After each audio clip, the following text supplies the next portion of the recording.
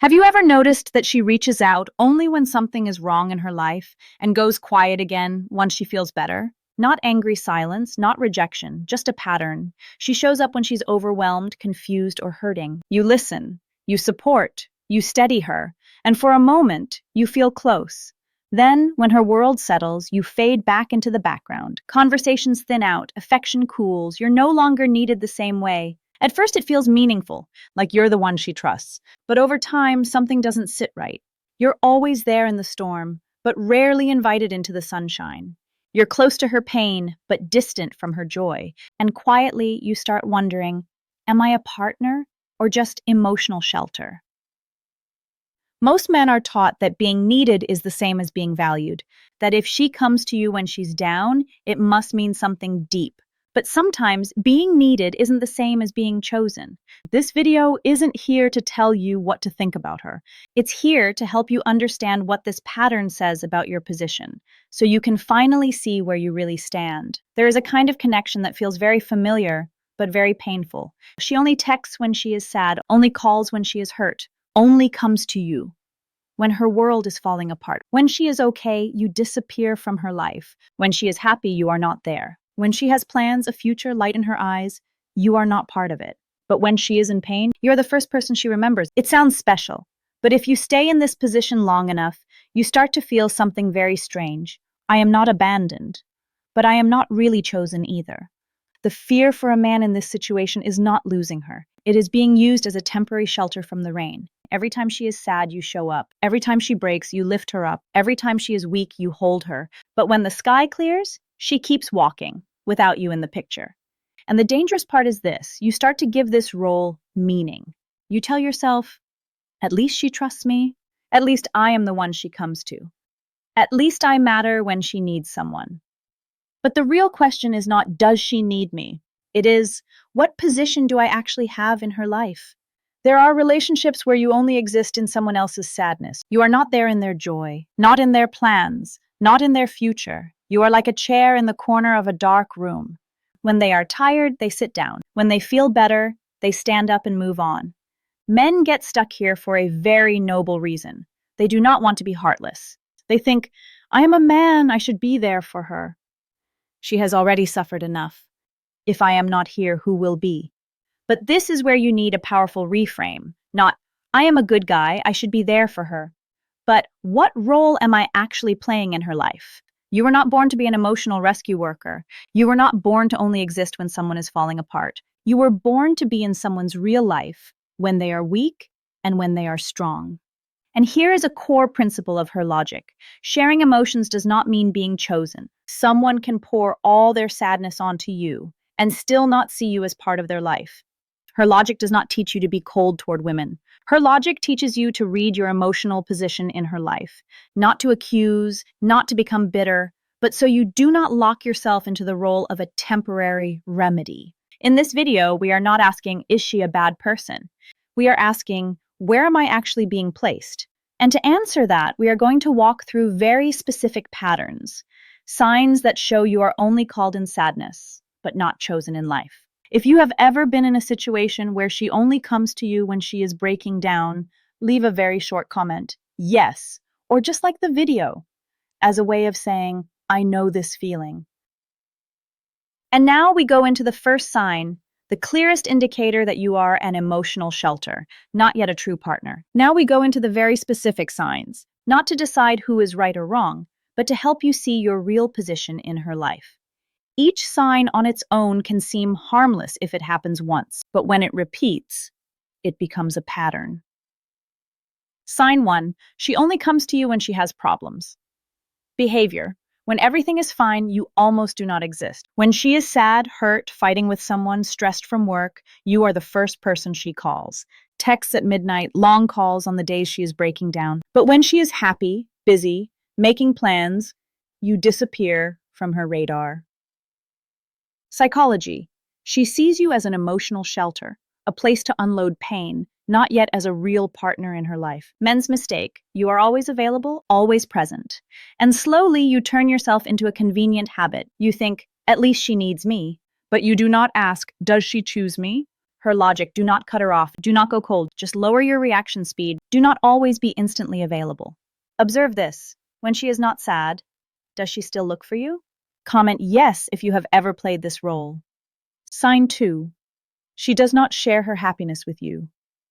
Behavior. When she has good news, success, something joyful, you are not the first person she tells. You find out later, or through someone else, or much too late. Psychology. You are not inside her positive life circle. You exist in the dark zone, not in the light. Men's mistake. You get used to healing, but never to enjoying. You are there when she cries, but not there when she laughs. Her logic.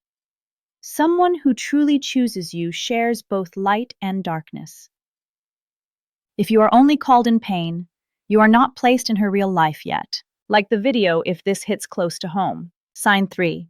You always listen, but you are rarely heard. Behavior. She pours all her emotions onto you, but when you want to share, she avoids it, changes the subject, or goes silent. Psychology. This is a one-way emotional relationship. Men's mistake. You think men should not complain. I have to be strong. I am here to lift other people up. And you forget this. Love is exchange, not silent sacrifice. Her logic. You do not need to make a big scene. Just notice this. When you need her, is she there for you? These 3 signs are the surface layer. Light, easy to ignore, but very real. In the next part, we go deeper into the patterns that keep you stuck long-term in the role of the healer. After everything you've just heard, you might be sitting in a quiet kind of confusion. Not angry, not certain, just that soft tension where part of you feels something is off, and another part keeps saying, maybe this is normal. You start doubting your own reactions, wondering if you're being patient or just ignoring yourself. And honestly, taken one by one, none of those moments feel big enough to justify a conclusion. But the real issue is almost never a single behavior. It's the rhythm of the relationship changing underneath you. It's the overall direction things begin to drift in. Like the temperature in a room rising so slowly you don't notice until you're already uncomfortable. Like a steering wheel turned just a few degrees and miles later you're nowhere near the road you thought you were on. Or like a low background noise that plays for so long, silence starts to feel unfamiliar. What matters most isn't just when she comes to you.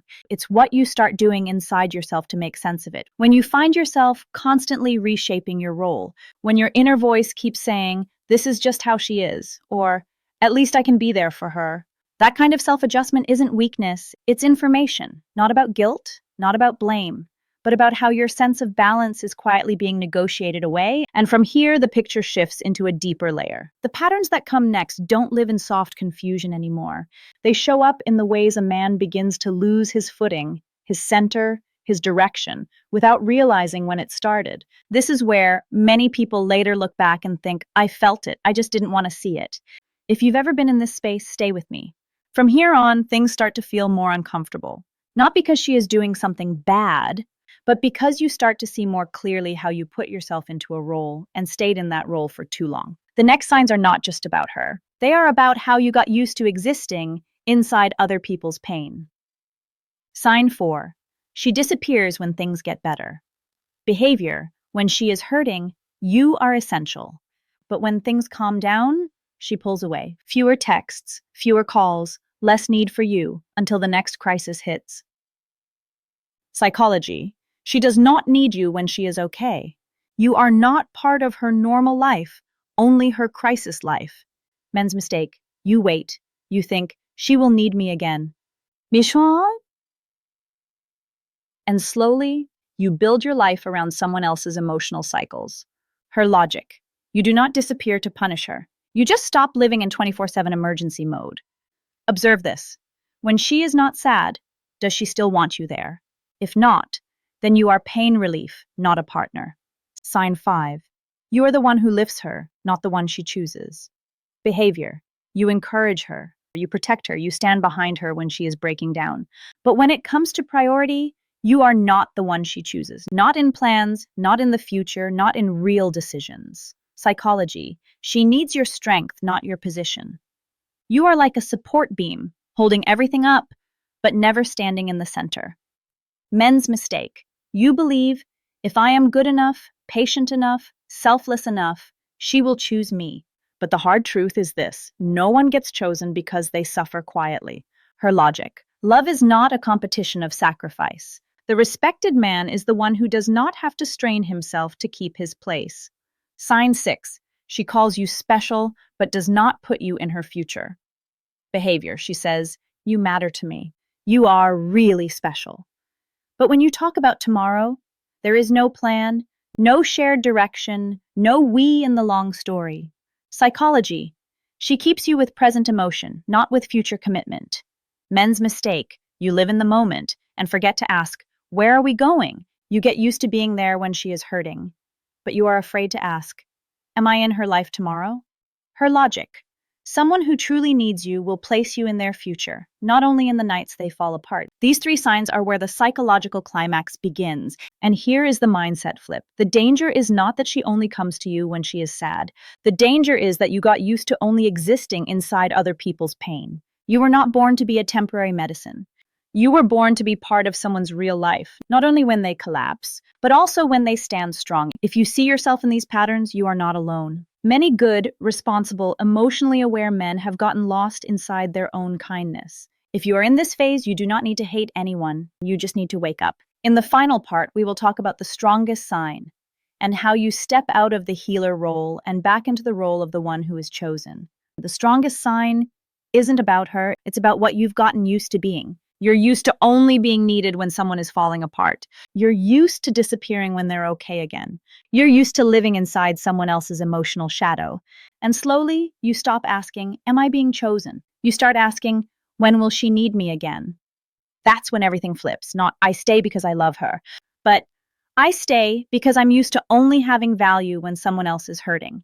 This is the real wake-up call. You weren't born to be temporary medicine. You weren't born to only exist in other people's dark nights. You were born to be part of someone's real life. When they're happy, when they're strong, when they're building, when they have a future. Self-respect is not walking away in anger. It's not cutting people off in cold silence. Self-respect is the ability to face the truth. What role do I actually play in her life? If you're only called when she's weak, sought when she's breaking, remembered when she's in pain, then you're not in a relationship. You're in a healing cycle, and no one can lift you out of that position if you keep choosing to stand still inside it. This is what her logic really teaches: not how to be cold, but how to know where you stand in someone else's emotional world and choose a place where you don't have to shrink to be needed. Her logic doesn't make you bitter. It makes you observant, clear-headed, and loyal to your own real feelings. A mature man is not the one who always stays. He's the one who knows when to leave in order to keep himself. No one is wrong for needing comfort, but you are not obligated to trade your position for the right to be needed. You don't need to be the man who's there when she's sad. You need to be the man who is chosen when she is living. And now, a question to ask yourself, slowly. If tomorrow she's happy without needing you, are you still staying because you love her? Or because you're used to being here? You don't have to answer me. Just answer yourself. If this helped you see your position more clearly, leave a short comment. I choose self-respect. And subscribe to her logic, not to become cold, but to become someone who no longer loses himself in relationships. And before this video closes, let's put the question back where it truly belongs. Not, is she right or wrong? Not, when does she need you? But this, how are you treating yourself in this relationship? Because the real issue is not her emotions. It is whether you still respect your own. A lot of men believe, if I just stay long enough, if I'm good enough, things will change. So they stay with patience, with silence, with hope. But there comes a point where trying harder is no longer love. It is just delaying the truth. And walking away in those moments is not failure. It is the final form of clarity. When you stop convincing yourself with reasons that no longer stand. That's where her logic comes in. Not as a tool to control, not as a weapon of suspicion, and definitely not as a philosophy against women. Her logic is a way of observing. So you see patterns instead of reacting emotionally. It is a way to stay calm when things feel unclear. And above all, it is a compass of self-respect, reminding you that inner clarity matters more than keeping a relationship at any cost. So before you think about how much she needs you, ask yourself this instead. Are you staying because of love, or because you've gotten used to being the man who shows up after the sadness? If you've been in that place, you do not need to explain or defend yourself here. You can share if you want what it felt like when you finally saw it. And if you want to stay clear-headed, slow down and observe before you react, her logic will still be here. No judgment, no pressure, just walking with you. So you always stay free to choose with your dignity intact.